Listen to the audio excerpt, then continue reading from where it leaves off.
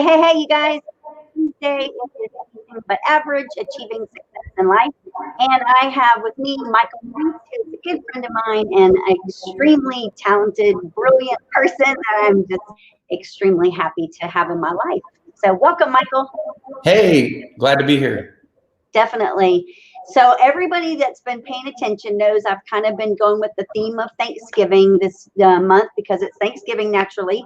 Uh-huh. And when you study people and their habits and their morning routines and such, a lot of people wake up, and you're supposed to wake up in gratitude, grateful for that you even woke up. And a lot of people write down three things that they're grateful for each day. And I'm not real good at doing that every day just because I get up and I have certain things I do. That's not one of them, but I do wake up in gratitude every day. But sometimes it's hard, like to think about certain things every single day that you're grateful for. But without a doubt, I am 1000% grateful for you being in my life. And so I wanted to have you on the show because I only had, a certain amount of Tuesdays this month of Thanksgiving. And I wanted to express gratitude to you because you have changed my life dramatically. Well, I appreciate that. I'm glad to be here, and definitely totally agree with the theme here of gratitude. I think that's a great topic and very timely topic. Yeah. It's crazy because every day, like on Facebook, I'm posting somebody in the morning that I'm grateful for, and it's making me like think. Because in the first, few days, you're like, oh, I got this down. I was saving you guys for the lives, but during the other times, it's like I got to think about this, and so it's making me think like, who am I grateful for? Well, who's made really an impact on my life, and then my family's and everybody's. And when I look back at you and our relationship and the history, it's like I don't really know how things would be in my life right now. I mean, I'm always going to be okay, 100%. But before I met you, I didn't really have an end game.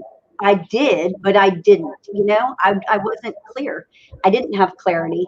And being around you and getting to know you and spending time with you, I have learned more from you. I'm not kidding, than probably anyone in my whole life.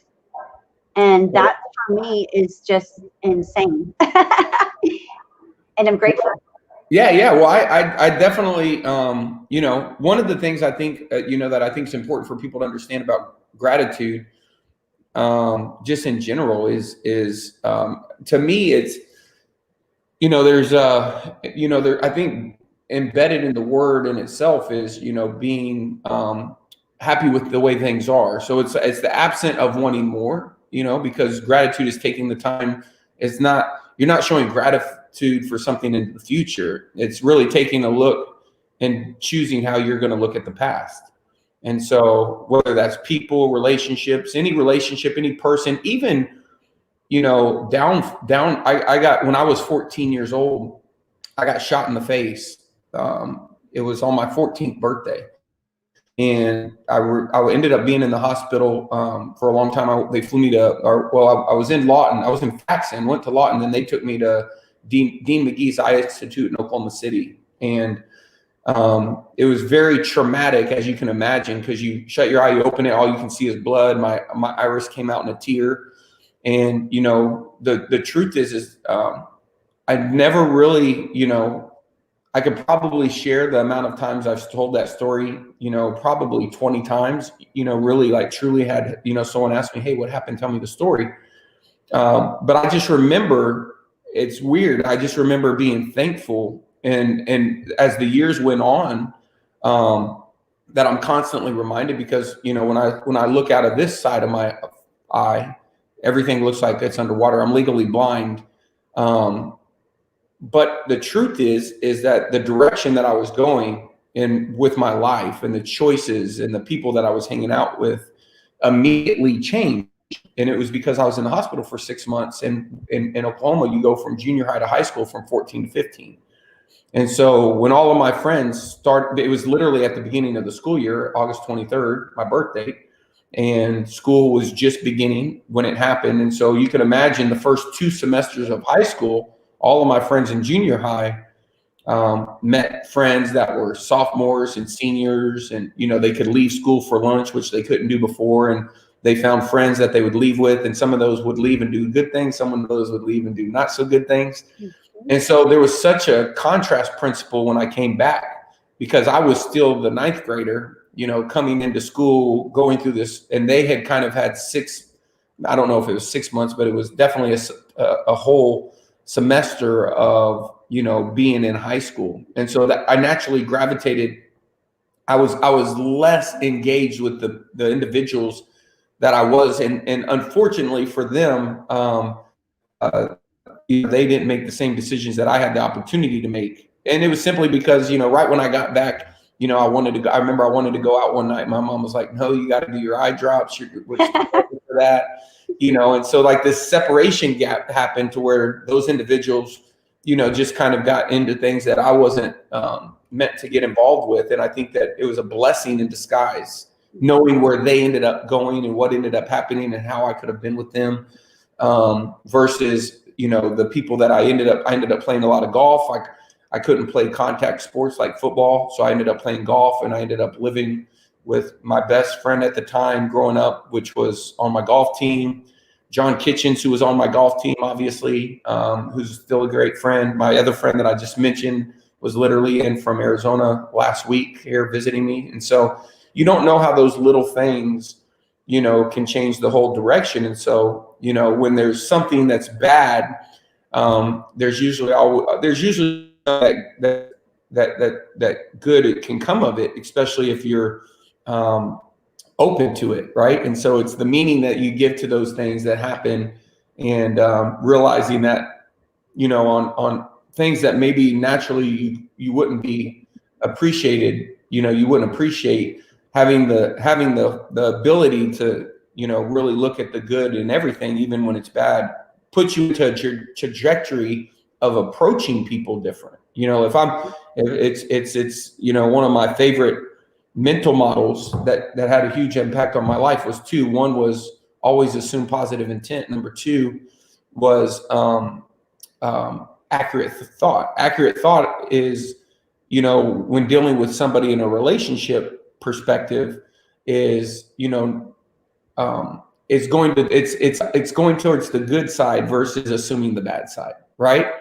And so I think when you get into doing that, it changes your choice, it changes your approach, it changes your tone, it changes the words you use, just because of the reframe that you have, and that ends up having impacts down the road on if people even want to be around you, right? It does. And like before I met you and Jay and Woods, I had never heard of you guys. I didn't know anything about y'all. And when I look back, because I'm very faith-based and I believe everything happens for a reason. And when I look back on the timeline, it's like I just happened upon that event that you guys were doing. And I, of course, was taken away by y'all's presentation and wanted to know more, and was immediately attracted to wanting to be part of what y'all had going on. I joined NAEA right away, and that was just something I had never had in my life, And for me, I grew up, my parents divorced when I was young, and my dad, he worked all the time, so we really didn't have a great relationship when I was little. And then I left home when I was 17 and have been on my own since. And so for me, I've always been hustling, always just, I'm going to do this, I'm going to do what I'm going to do. And I never really had anyone say, hey, why don't you do this? I think this is going to be a better way. And when I met you guys, I was on the path fine. I had opened the office and everything was going great here, I thought, but I was coming across, challenges naturally, as anyone does when they open a business. And when I met y'all, it was like a breath of fresh air. It was a world I did not know. You opened doors to people I'd never met, and things I'd never done, and systems I'd never used, and then wisdom and knowledge and so much more. And then, fast forward, a year and a half of us knowing each other, and the next thing I know, I'm at EXP with you guys. And, when I was in Frisco with you and Jay and Woods, and we sat at that conference table, and I sat there with Woods, and you and Jay had gotten up to go take a call. And I was sitting there with Woods, and he was across the table, and I told him, I don't know what I've done to deserve sitting at the table with them and you. I said, because I'm not at y'all's level. And Woods was like, girl, you just need to go with everything that they're going to say, because they'll change your life. And I sat there thinking, and then when I left that day, I thought, you know what? That's the favor of God on my life, because I am out there doing the right thing day in, day out, every single day. I'm always moving ahead. But that was one of those moments where it's like, you know what? Here, try this. I'm going to put these people in your life, and you got to trust and believe. And I've trusted and believed in everything you say, do, and taught me, and still to this day teach me, because I trust you, and I'm just so thankful for you, and I believe in you, because clearly you guys have done things that are like ultra successful. You know, they tell you model successful people. So like being around y'all and being in your circle of people naturally makes you want to level up. Because, you know, when you tell me your goals, I'm like, well, crap, I got to get a lot more from mine. I got to get going way more. But without you, you know, when I just had my independent brokerage, I was the only one here selling that many homes. I was the top producer. There was nobody to share with, and there was nobody really to collaborate with. Now I'm not. I'm with y'all, and I'm like low on the totem pole. I'm like, I got a lot of climbing to do to catch up with you guys. But it's encouraging, and it's inspiring, and it's energizing, because, you know, to have that environment and to be part of something so big and so amazing, it's just sad for people that don't have that in their lives, actually, you know? Yeah, absolutely. You know, some of the things that you've said to me, and it's so funny because I speak and I get interviewed a lot too. And almost on every time I speak on a panel or anything, I reference you, because they'll ask me something and it'll go back to something that you've said or something that you've taught me. Just like you believe there's a solution for every problem. And I say that constantly. You believe in that, and you've like drilled it into me. And I believe in that now. Well, the one thing that I saw interesting, you know, kind of on the topic of that, what you're saying, is, you know, and this is kind of going to use when I got shot in the eye, your eye has what's known as a retina. You know what that is? Yep. So the retina is like and your eye has cones in it, and those cones help you process the light to be able to see. And then obviously your eyes are connected to your brain. They give you the ability to think. You know, one thing that I found very interesting is, are you familiar with the pineal gland? No. You know, in your brain, they call it your third eye. I'm not real familiar with it. Well, if you Google it, I think it's like pineal gland. It's, you know, it's referenced as your third eye. But one of the things that people may or may not know is it actually has like our eyes in a retina, this gland inside of your brain contains those things. Okay. People say, well, you know, why does it contain those things? I'm obviously not a doctor, but the person that I was watching that was an expert on the topic was sharing his philosophy, which was that, you know, when we dream, you know, first of all, he was talking about other things other parts of that gland and what it did that were very powerful, that allowed us to kind of, in some situations, be able to kind of envision, you know, I'll tell you what it said. I don't, this is appropriate, but I'm going to tell you. They were talking about, you know, when people take psychedelic drugs, and that inside of this gland where they're having all these visions and things that they think that they see, it's because of things that are being distorted there. But then they brought up the point of dreaming and things like that. And what I took from it was that, you know, most of us have never seen the human brain. Most of us, you know, we only exist based upon what we see out of our eyes, our perception, our own interpretation of the things that we see, or the biases we look to confirm, right? And so when you come from that positive place of gratitude, I think that you subconsciously don't realize the things and images that are affected, you know, in your thought process. Like if I heard a loud bang downstairs, you know, I could think that my kids broke something, or I could think that the thing that I just ordered from Amazon just showed up, right? You know what I mean? And so, you know, if I run down thinking my package from Amazon that I've been waiting on is here, versus if I think my kids knocked over, you know, their Xbox, I'm going to come down in a very different mind state, with a different attitude.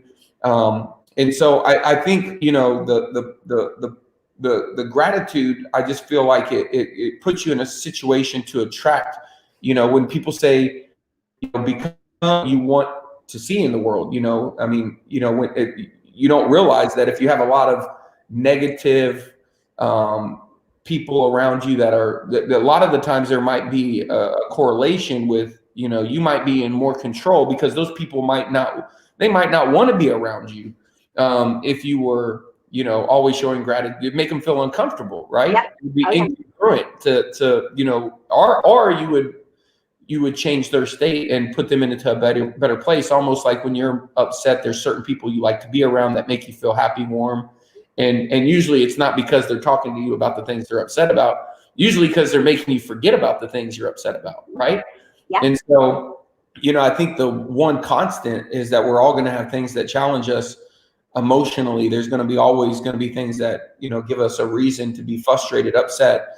And I think the exercise that you know, of gratitude and being thankful and you know, actually, you know, giving with maybe for someone that's your time.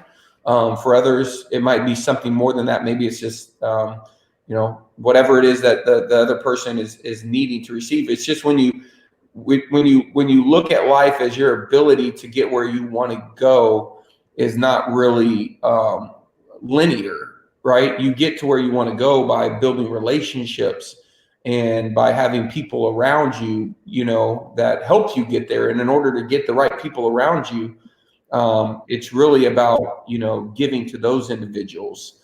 And I mean, as Zig Ziglar said it, if you want to get where you want to go, help a lot of other people get to where they want to go. I mean, I've kind of messed that up a little bit, but that's the point, is that I think that's just a split in decision, and unconsciously, whether you realize it or not, when you start your day that way, you know, it's pretty empowering, you know, and it can become very fulfilling as well. Well, you know, when I look back, like, and I appreciate that you're always straight up. You know, you never sugarcoat things, and you know, not everybody can handle that, and it's not always the greatest thing to hear, but it is what it is, right?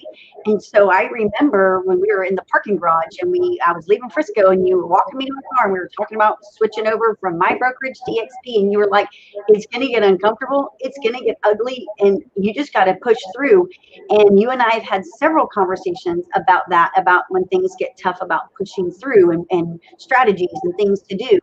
Who knew? Now looking back, here we are at almost the end of 2020.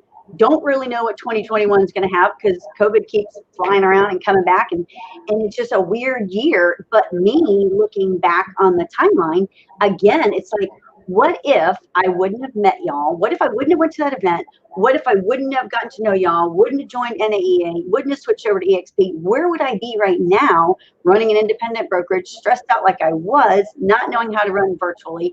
It's been such a blessing in disguise. It was like almost like, not almost, definitely, God line all that stuff up. Like, look, I'm going to lead you right down this path. You need to stay with these people. Y'all are going to be protected. Y'all are going to be aligned. Y'all are going to form this united front where you just can collaborate with the best of the best with the same goals and the same ambition and the same drive.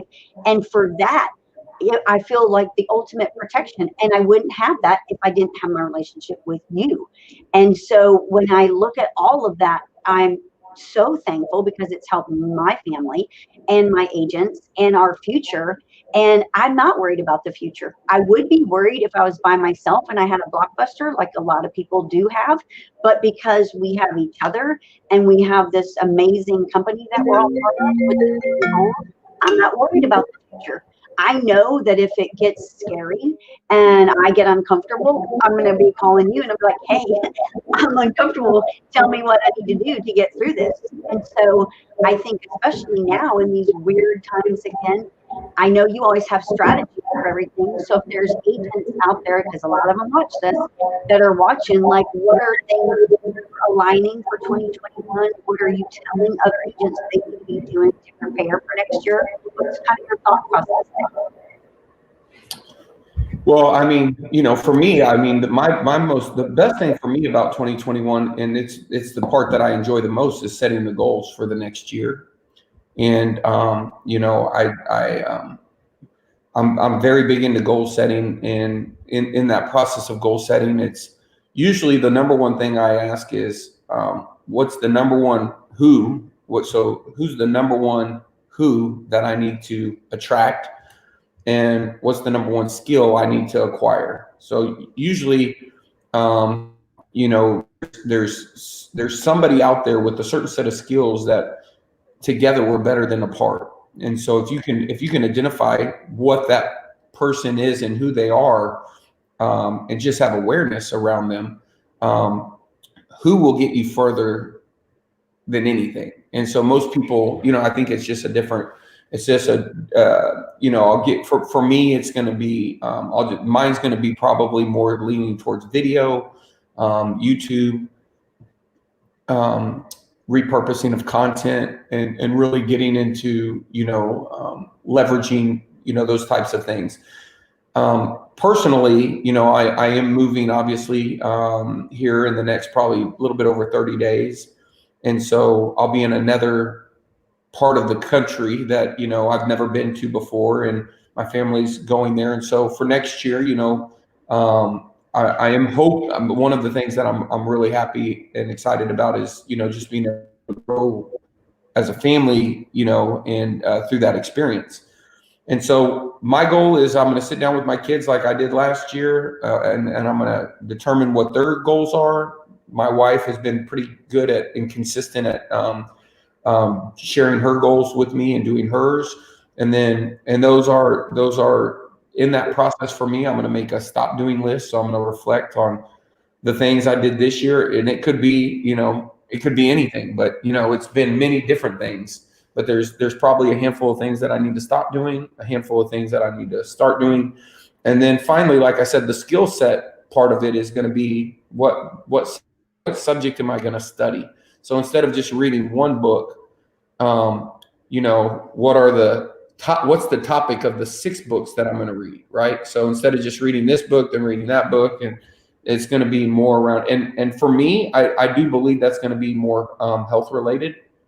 I got a really good book around longevity. I bought a real expensive juicer. I juiced all this week, but I've kind of been up and down. I definitely wasn't consistent as I wanted to be, but mine's going to be, probably won't be perfect, but my goal is to try to change something that I do daily in regards to my health, my family, and business.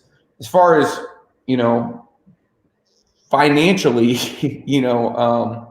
it's weird because, when I look, and this is just the honest to God truth, when I look financially, and this has always been, it's how I got into the coaching business. It's how I got into real estate. It's how I got into the info products. It's how I got into what I'm doing now is, I've just looked for a better way and try to be judgmental. I wish I could play you this clip from this morning. I videoed a clip. I played it for Woods, but it was just talking about, a guy who had exceeded really well, and he was being interviewed by a host that asked why, and he was talking about, basically because of his awareness and being analytical about his own personal areas that he could improve, right? Like having awareness and taking time to reflect on those. And so, really it goes down to what old Jim Rohn says is, if you don't have everything you want, you haven't learned something yet. So taking, I think the fact of wanting to be a learner and knowing that doesn't ever stop. When I look over the course of next year, I'm trying to figure out what do I need to learn and who do I need to be learning from. And those are the things that usually the things that then produce the revenue, right? And so, when I think one of the biggest times in my business growing was when I made a list of things that I got a real clear picture on what I wanted my life to look like, and I made a list of things that were incongruent. So anywhere that you have incongruency in your life, trying to remove those. I mean, a lot of people, I think they go and try to do it all at once. I think it's like slow, can you implement one little thing? So instead of, I've ran my share of distance. I've gotten into the running thing, but right now, I at least, I do a weighted vest walk, but I at least do a weighted vest walk, every day. It's hard to run, 10 miles every Saturday, Sunday, or 29 miles on the weekend. Crazy. Yeah, that gets, but being able to layer in a walk for an hour walk into your day, just little things like that, things that we all know, that we've all heard. And so it's really just, I look at 2021 as just an opportunity to become a better version of myself than I was in 2020.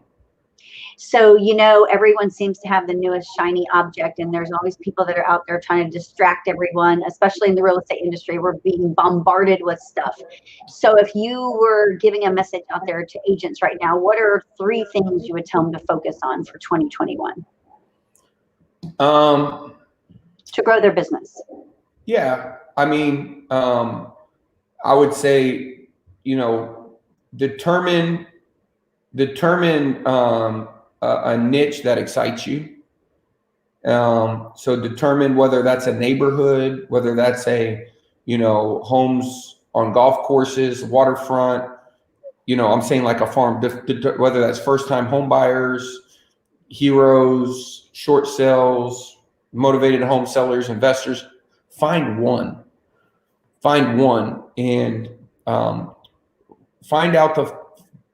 look around the country and find the top 5 people who are doing the best, and pick up the phone and call them. Seek, ask, receive, take action, persistent accountability, right? Like, reinvent the wheel. If you want, sometimes all you have to do is ASK to GET is what we say. And so, if there's somebody out there and I have a friend, and he has a large market share on a lake, right? Gaydosh. Yep. If somebody wants to have market share on a lake, they should be calling Gaydosh, right? And he has market share because he did these things, distill those down and borrow them and do them in your business. So the first thing is find somebody who has what you want, right? Because that's step 1. And then step 2, seek, get on the phone and ask them questions and learn from them, and, make sure that is what you want. So that'd be the first thing. Tactically for me, I just have a different philosophy, and my philosophy, I would say if you're looking for something, look for something in which, I made a decision that I was going to work towards, when I wrote Digital President, before I moved over to EXP in 2016, probably 2 years, year and a half before I moved over, even knew, much about it. I had written a book, and the first chapter was why I wanted passive income. And that came as a result of goal setting. And now the vehicle that I was going for, doesn't matter. I was wrong. How I was going to do it was the tactic. The strategy was why I was going to choose to work towards that goal in lieu of working towards all other goals. And very famous people like Elon Musk says, sometimes there's goals that might even seem unachievable that you should still try to accomplish. And that's one of those goals, right? That's a goal. You owe it to yourself because, there is a better way than, well, just naturally. Without getting off on a tangent, what I was looking for, I found as a result of me getting clear on what I wanted that to look like. And it's scary how things are happening now that are just even more congruent. It's the compound effect of those decisions that have, made other opportunities available that would have never been available based upon that one little decision. So, get really clear, find somebody, who can help you. If you're looking for a tactical answer, I would tell you, I would say, what I always did at the beginning of the year was I went after expireds. So, if it were me and it was December, I'd be surveying the past 2 years of expireds with the question, are you going to sell your home in the next 24 or 12 months? I built a pipeline of 161 of those in January of 2016, and a third of them were sold under contract or option or whatever, some stage of the process. by the end of June. And so, I always did that because naturally between now and first of all, people are home now more than ever. They're way more likely. I mean, it's hard to take a call when you're at your desk, but when you're at your home, no one down can hear you. And so I think I would be surveying those people, with the straight survey script, one sentence, and be trying to build my pipeline. Outside of that, I would be, the very next thing that I would be doing is I would be going after a farm, and the reason why is because I like to bet on time. I don't want to have to wake up every month and start from zero. I'd much rather, be able to 18 months from now to say that I sold 6 homes by March and no one sold more homes than me in 2021. Then, I'd rather start to be able to leverage that information to have an increase, whether that's in my testimonials and the impressions people have with my signs, whether I'm doing an open house or whether I've just got a new coming soon, all of that additional. And I think if somebody can really buckle down and find other people who've taken over neighborhoods, and instead of wondering, well, does that work, come up with a plan of, based upon where you are and what resources you have, how big of the farm are you going to go, and what is going to be your strategy to take it. I think having a farm just over time is such more fulfilling. You get to pick the price point, which then impacts the buyers that call off your listings, right? And so, you can either just wait to get what you get, or you can go out there and try to make something happen. So that's for sure. If I was, telling somebody, that would be number 1, number 2, number 3. Find somebody tactically, expireds and FSBOs. I think every agent should have a market, whether that's your whole city, whether that's one neighborhood, whether you're more advanced and that's 2. You should be really focused on trying to become the incredible Hulk in a puddle in some market. I love it. I appreciate you. I hope everybody else loves that out there. With us, we're doing goal setting here in our office next week, of course, because the end of November is coming. So December's right around the corner, end of this year. And I think 2021 is going to be awesome. Again, I'm not worried about it all because I know with us at EXP, when I first saw their slides when we were at that first conference and they put up world domination, I remember that coming across the screen. It was like, holy crap. And remember at that time, that was 2 years ago, and there was only 14,000 agents. That's insane. When you look at that, like we were on a call the other day, and I don't even remember who it was, but somebody was like, do you know that we're averaging 2,000 agents a month? That's crazy. That's incredible. It is incredible. And when it all leads back to my conversation with you. So again, I'm super thankful. I'm thankful for you in my life, thankful for everything, and totally looking forward to the future, and can't wait to come see you in your new house too. And y'all move over there. We got plane tickets, our house locked in, so it's a done deal. Awesome. Hey, Michael, if somebody wants to get a hold of you or learn more about you and pick your brain a little bit, how can they find you? Probably the easiest way would be on Facebook, maybe, which is facebook.com/Michael Reese. I think it's Michael Reese Book. I think it's Michael Reese. Facebook.com/Michael Reese Book would probably be the easiest way. Because I know that people out there, if they've never heard of you and they want to learn more, definitely you're the person to learn from, because you are always educating me. I always know where to go whenever I've got questions. And so thank you for all of that. Yeah, absolutely. And I appreciate you and, for you putting all this goodwill into the marketplace and sharing with people. But yeah, it's Michael Reese. It's facebook.com/Michael Reese Book. That's my business page, and you can message me directly there. Awesome. Thanks for being here today, Michael. Thank you so much. Bye, you guys. Bye, everyone.